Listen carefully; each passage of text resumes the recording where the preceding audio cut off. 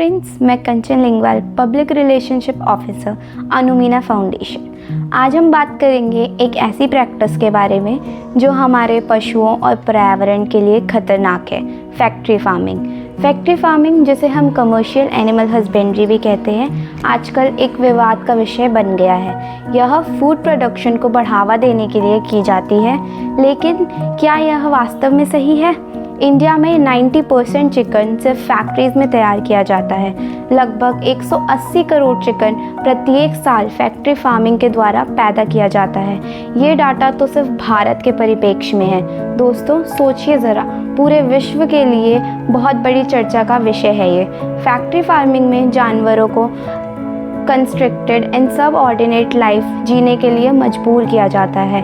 यह स्वास्थ्य कल्याण की स्थिति में असर कर रहा है। क्या हमें यह नहीं सोचना चाहिए, हमें अपना खाद्य पूर्ति के लिए अपनी नैतिकता को कुछ कीमत पर बेच रहे हैं? क्या हमें जानवरों के साथ दयालु और न्याय संगत व्यवहार नहीं करना चाहिए? ज़रा सोचिए। यह समय है कि हम अपनी सोच और समझ को विकसित करके सही निर्णय लें। फैक्ट्री फार्मिंग के पीछे की यह कहानी हम सभी के लिए एक सोचने का विषय है। आपने अपना कीमती समय दिया, उसके लिए आपका बहुत बहुत धन्यवाद।